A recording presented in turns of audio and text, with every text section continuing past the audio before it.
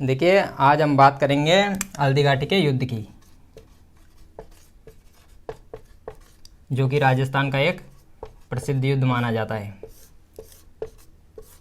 और जानेंगे कि हल्दी घाटी का युद्ध जो है वो कब लड़ा गया था, किन किन के बीच में लड़ा गया था, तथा अंत में जो है इसके क्या परिणाम रहे, उन सबको इस वीडियो में देखेंगे। तो जैसे बात करें महाराणा प्रताप के जो पिता थे उदय सिंह, ये जो है उदय सिंह, ये महाराणा प्रताप के पिता थे। तो इनकी जो मृत्यु हो गई थी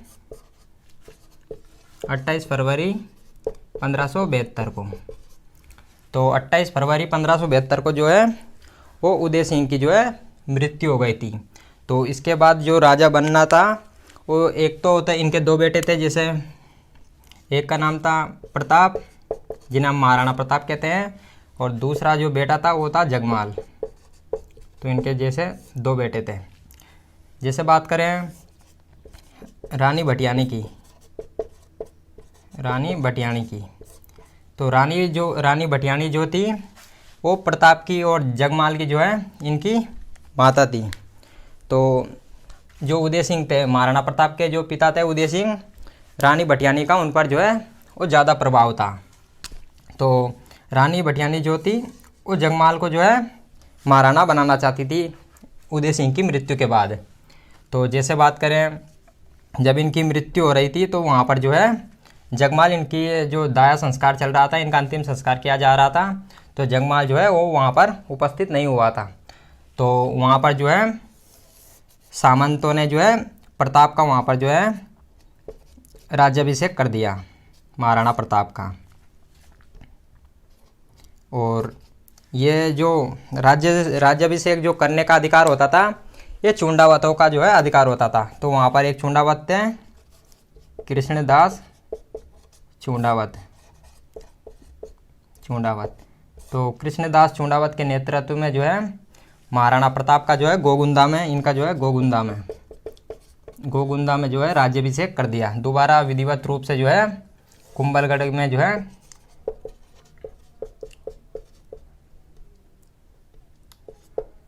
में जो है दोबारा इनका राज्याभिषेक किया गया था महाराणा प्रताप का। तो जैसे बात करें अब महाराणा प्रताप के बारे में जो है कुछ बेसिक बातों को जान लेते हैं। जैसे बात करें महाराणा प्रताप के पिता की, तो इनके पिता हो जाते हैं उदय सिंह। इनकी जो माता थी इनकी जयवंता बाई। और इनके जैसे भाई की बात करें, इनके पुत्र की बात करें, जैसे इनका जो पुत्र था, जैसे राजाओं के कई पुत्र होते थे, लेकिन जो विकट परिस्थिति में जो इनके साथ था वो थे अमर सिंह। तो इनका जो पुत्र है वो अमर सिंह हो जाता है। इसके अलावा जैसे इनके जो गुरु थे, महाराणा प्रताप के जो गुरु थे वो थे राघवाचार्य।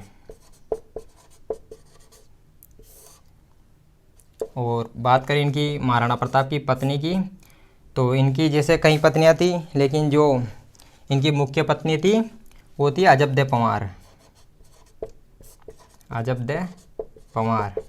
ये इनकी जो है मुख्य पत्नी हो जाती है, जिन्होंने जो है संकट के समय भी जो है विपत्ति में इनका साथ दिया था। तो ये महाराणा प्रताप से संबंधित जो है कुछ बेसिक बातें हो जाती है। और अगर इनकी जन्म की बात करें महाराणा प्रताप के, तो इनका जन्म जो है 9 मई 1540 को हुआ था। इनका जन्म 9 मई 1540 को। और कहाँ पर हुआ था, तो कुंभलगढ़ के बादल महल में हुआ था। कुंभलगढ़ के अंदर जो है एक और महल है, उस बादल महल में हुआ था, जूना कचेरी में हुआ था इनका जन्म। और जैसे बात करें तो हुआ था ज्येष्ठ शुक्ल तृतीया को इनका जन्म हुआ था। तो ये महाराणा प्रताप से संबंधित जो है कुछ, जैसे एक बार वार भी पूछा गया था कि महाराणा प्रताप का जन्म किस दिन को हुआ था, तो वार था उस दिन रविवार।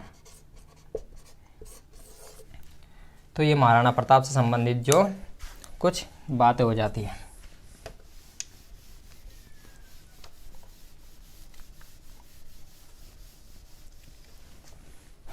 अब जैसे बात करें महाराणा प्रताप के शासन की, इनके शासनकाल था, जो इनका राज्याभिषेक हुआ था 1572 को, तो 1572 से 97 तक, 1572 से 1597 तक जो है इनका शासनकाल हो जाता है। अब जैसे बात करें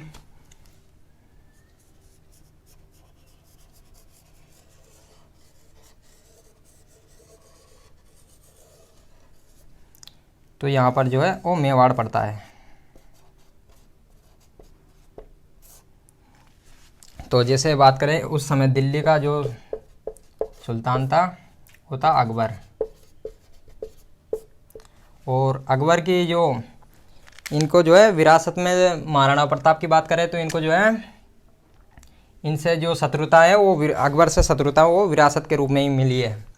तो जैसे बात करें महाराणा प्रताप को मात्र 6 महीने हुए थे राजा बने, उससे पहले ही जो अकबर है वो अपने शांति अभियान जो है शुरू कर देता है महाराणा प्रताप को अधीनता स्वीकार करने के लिए। तो जैसे बात करें तो इनको मात्र 6 महीने हुए थे राजा बने।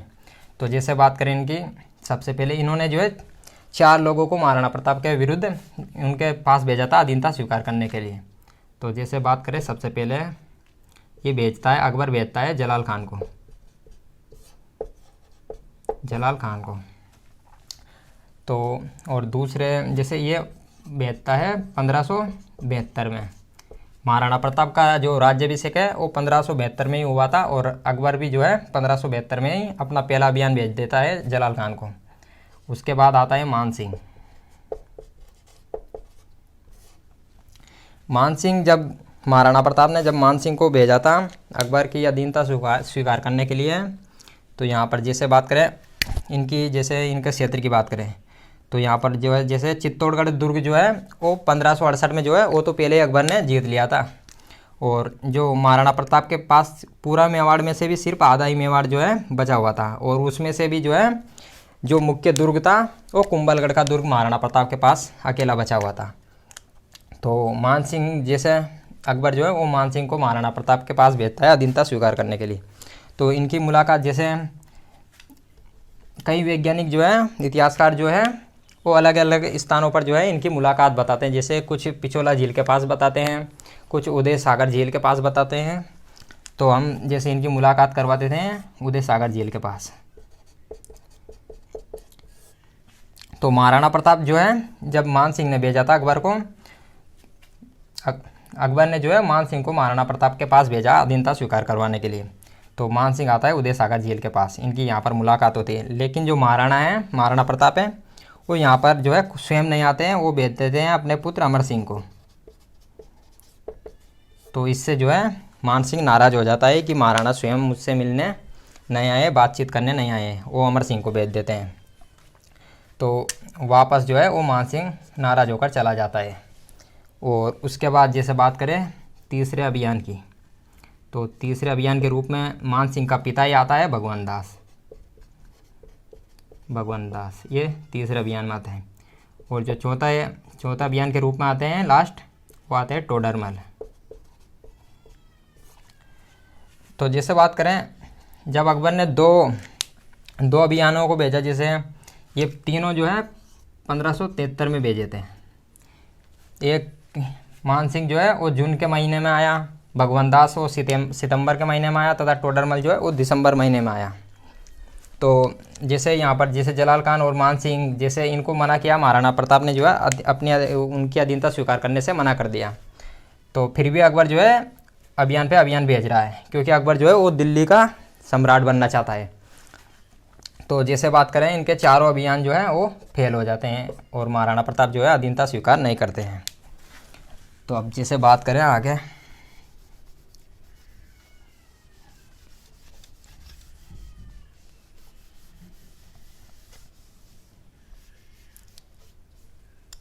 जैसे इनकी सैनिक शक्ति देखें कि किन की सैनिक शक्ति मजबूत है। तो जैसे बात करें महाराणा प्रताप की करते हैं पहले, यहाँ पर एक दुर्ग है कुंभलगढ़ दुर्ग, महाराणा प्रताप के पास केवल एक दुर्ग है कुंभलगढ़ दुर्ग। तो जैसे बात करें 1500 राज्याभिषेक महाराणा प्रताप का हुआ 1572 में, और बात करें 1568 के तो 1568 में जो है चित्तौड़गढ़ का तीसरा शाखा होता है। तो सैनिक यहाँ पर तीसरे शाखा में भी चित्तौड़ का जो है यहाँ पर सैनिक वीरगति को प्राप्त हुए होंगे। और उसके बाद जैसे बात करें 1535 की, चित्तौड़गढ़ का दूसरा शाखा। और 1527 की बात करें तो इस समय हुआ था खानवा का युद्ध 1527 में। तो इतने समय में जो है जो मेवाड़ में जो है 3 बड़े युद्ध हो गए थे। तो सैनिक तो यहाँ पर जो है कई सैनिक जो है वीरगति को प्राप्त हुए होंगे। तो सैनिक शक्ति यहाँ पर महाराणा की वो कमज़ोर होगी। और अकबर जो है उस समय भारत का महान सम्राट था। जैसे यहाँ पर जो है अकबर है, अकबर की सीमा जैसे बात करें पश्चिम में तो इनकी जो है वो लाहौर तक जो है इनकी सीमा थी। और यहाँ पर जो इधर उड़ीसा तक जो है इनकी सीमा हो जाती है। तो अकबर जो है वो महान सम्राट था उस समय। तो जैसे बात करें यहाँ पर जो है कुंभलगढ़ दुर्ग आ जाता है, कुंभलगढ़ दुर्ग। तो यहाँ पर जो है महाराणा प्रताप है। तो अकबर के चारों जो है अभियान वो ये सफल हो जाते हैं। और उसके बाद अकबर जो है सेना लेकर जो है आ जाते हैं अजमेर युद्ध के लिए। तो अकबर आ जाता है अजमेर में। अजमेर में एक दुर्ग है मेगजिन दुर्ग। तो अकबर जो है वो हल्दीघाटी युद्ध होता है। जब 1576 में हल्दीघाटी का युद्ध होता है तो उस दुर्ग की जो रूपरेखा है, जो योजना है, वो अकबर किसी दुर्ग में बनाता है, किस किले में, तो मेगजिन दुर्ग में ही बनाता है। तो यहाँ पर जो है और यहीं पर जो है अकबर ऐलान कर देता है कि हल्दीघाटी का जो युद्ध होगा उसका जो सेनापति होगा वो मानसिंह होगा। ये एक राजपूत शासक था मानसिंह। तो अकबर ने जो है वो अजमेर में जो है मानसिंह को सेनापति नियुक्त किया। तो इससे जो है कहीं जो अकबर की जो सेना में बड़े बड़े जो सामंत थे, मुसलमान थे, वो इस वजह से नाराज़ हो गए, क्योंकि एक राजपूत के खिलाफ एक राजपूत को जो है सेनापति बना रहा है, कहीं पक्षपात ना हो जाए। तो कहीं 2-4 जो जैसे नब्बी खान जो उनके अकबर की सेना में कुछ मुसलमान थे, वो तो युद्ध में भाग लेने नहीं आए थे। तो इन्होंने जो है मानसिंह को सेनापति बनाया। मानसिंह अपनी सेना लेकर जो है वो आता है और सब अपना पहला पड़ाव डालता है मांडलगढ़ जो कि भीलवाड़ा में पड़ता है मांडलगढ़। अकबर जो है मांडलगढ़ में आता है अप्रैल 1576 और यहाँ पर जो है 2 महीने तक रुकता है अपनी सेना के साथ। तो 2 महीने रुकने का क्या कारण हो सकता है, जैसे बात करें, मान लो पहले जो है वो सेना बहुत ज़्यादा सेना होती थी तो किलोमीटर तक जो है फैल जाती थी, कई किलोमीटर तक। तो यहाँ पर मांडलगढ़ में अकबर जो है जो मानसिंह है वो 2 महीने तक रुकता है। तो सेना जो है वो मान लो इस वजह से रुक रहा होगा कि सेना जो है वो पूरी एक साथ हो जाए, इकट्ठी हो जाए। या फिर जैसे ही अकबर इस वजह से भी रुक रहा होगा यहाँ पर 2 महीने तक कि जो मानसिंह है वो सोच रहा होगा कि यहाँ पर जैसे महाराणा प्रताप थे, तो मानसिंह सोच रहा होगा कि महाराणा प्रताप को जो है पता चल गया होगा कि यहाँ पर जो है सेना आ गई हो। तो मानसिंह ये सोच रहा होगा कि महाराणा प्रताप जो है वो अभी भी अधीनता स्वीकार कर सकता है। तो ये सब जैसे बात करें, महाराणा प्रताप ने जो है वो कुंभलगढ़ में ही जो है युद्ध की जो है योजना बनाई थी। अब जैसे बात करें हल्दीघाटी के युद्ध की, तो मांडलगढ़ से जब अकबर उसके बाद आ जाता है यहाँ पर जैसे खमनोर की पहाड़ियाँ हैं, तो मानसिंह जो है वो यहाँ पर आ जाता है और इधर महाराणा प्रताप आ जाता है गोगुंदा की तरफ। और बीच में एक पहाड़ी है, इन दोनों के बीच में, गोगुंदा की पहाड़ियाँ और खमनोर के बीच में एक पहाड़ी है हल्दी घाटी। ये जो है हल्दी की तरह जो है एक पहाड़ी है जिसको कहते हैं हल्दी घाटी की पहाड़ी, और इसीलिए इस युद्ध का नाम हो जाता है हल्दी घाटी।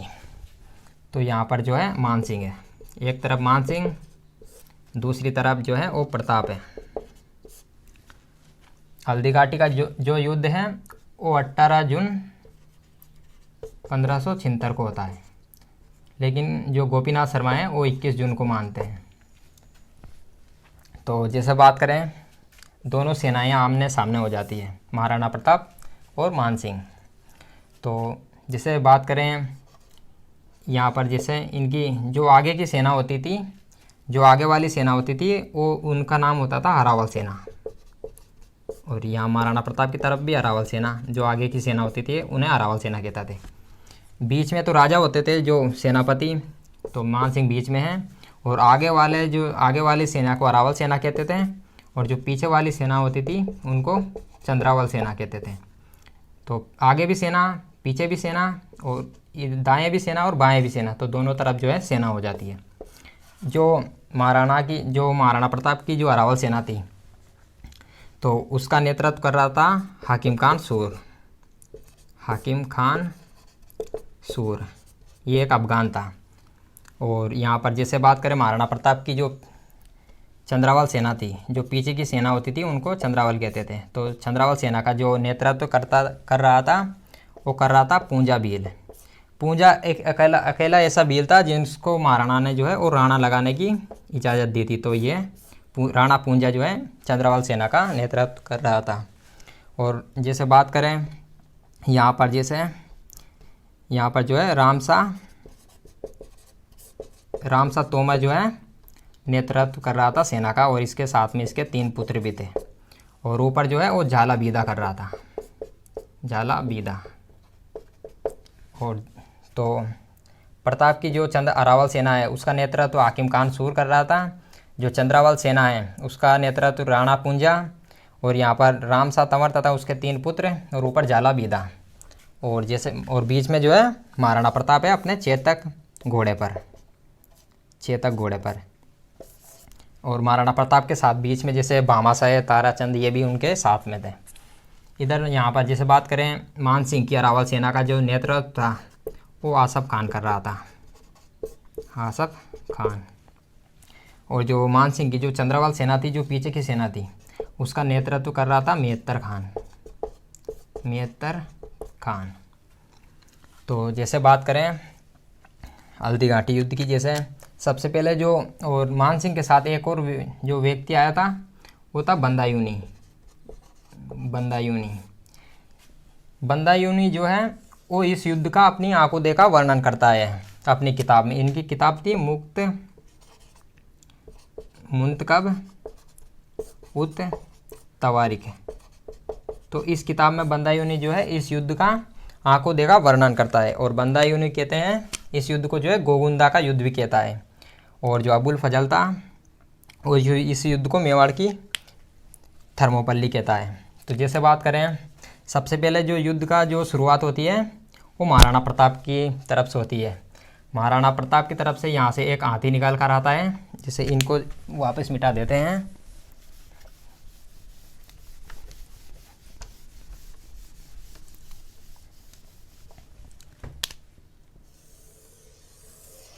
यहाँ पर प्रताप है, महाराणा प्रताप, और यहाँ पर जो है वो मान सिंह है। तो युद्ध की शुरुआत जो है वो महाराणा प्रताप की तरफ से होती है। तो महाराणा की जो सेना है उसमें से एक हाथी निकल कर आता है, सबसे पहले लूणा नाम का हाथी। और इस लूणा नामक हाथी को कंट्रोल करने के लिए मान सिंह की सेना की तरफ से एक और हाथी आता है गजमुक्ता। और बाद में जो है दोनों अपनी अपनी सेनाओं के पास चले जाते हैं। इसके बाद महाराणा प्रताप की ओर से एक इम्पोर्टेंट जो हाथी है वो आता है राम प्रसाद हाथी को कंट्रोल करने के लिए मान सिंह की तरफ से आता है। एक हाथी आता है गजराज। और जब गजराज से ये राम प्रसाद हाथी कंट्रोल नहीं होता तो उसके बाद एक और हाथी आता है रणमंदिर। तो अब अकेले राम प्रसाद हाथी को जो है दो मान सिंह के दो हाथी जो है कंट्रोल करने में लग गए। तो इसके बाद जो राम प्रसाद हाथी थे उसको जो चला रहे थे तो उनका नाम था प्रताप सिंह तंवर। इसके बाद जो है यहाँ पर प्रताप सिंह तंवर पर जो है वो सैकड़ों तलवारों की जो है इन पर आती है और ये मारे जाते हैं। और बाद में राम प्रसाद हाथी जो है उनको कंट्रोल कर लिया जाता है और अकबर के पास भेज दिया जाता है। बंदायूनी जो है उनको ले जाता है और अकबर इनका नाम बदल कर राम प्रसाद से कर देता है पीर प्रसाद।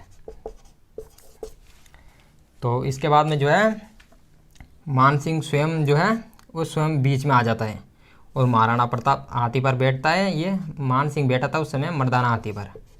मर्दाना हाथी को लेकर ये स्वयं युद्ध में आ जाता है बीच में और महाराणा प्रताप चेतक घोड़े के साथ आता है और मानसिंह पर ये भाले से वार करता है।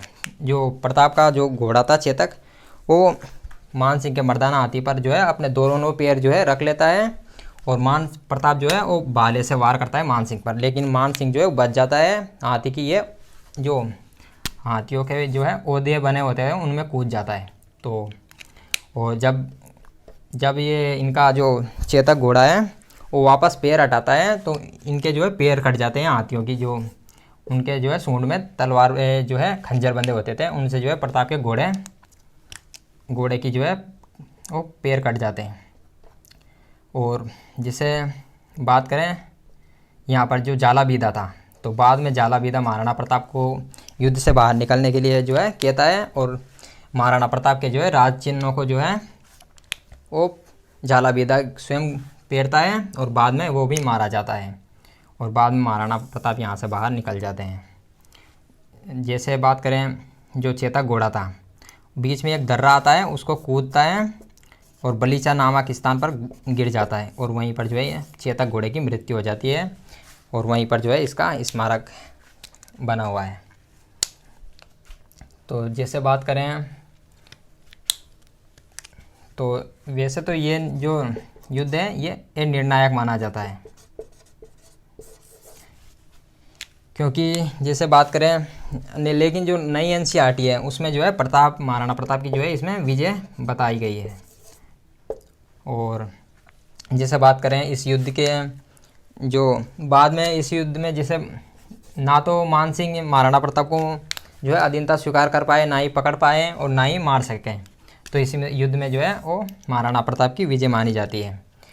और जब बाद में जो है मानसिंह जो महाराणा प्रताप इसके अकबर के दरबार में जाते हैं तो अकबर जो है आसफ खान तथा मानसिंह का जो है आना बंद कर देता है दरबार में।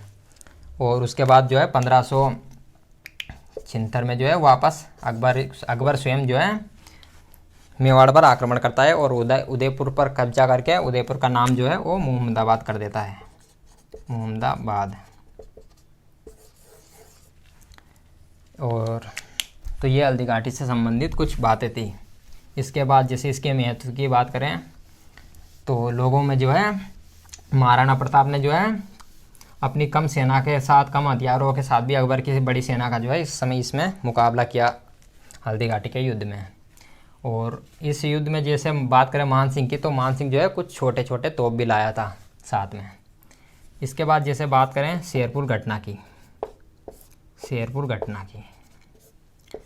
तो शेरपुर की घटना जो है वो 1580 में हुई थी। इसमें क्या होता है कि जो अमर सिंह था महाराणा प्रताप के पुत्र हैं, तो अमर सिंह जो है वो अब्दुल रहीम खान काना के जो परिवार थे उसको बंदी बना लेता है।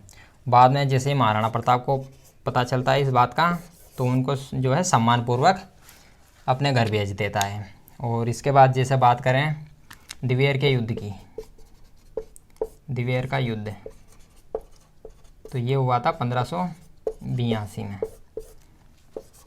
तो इसमें जैसे बात करें सेनापति था उस समय मुगलों की तरफ से सेनापति था सुल्तान खान। और जो अमर सिंह थे एक तरफ, जैसे बात करें अमर सिंह की, तो अमर सिंह जो है अपने घोड़े समेत सुल्तान समेत अपनी तलवार से घोड़े को भी साथ में चीर देता है।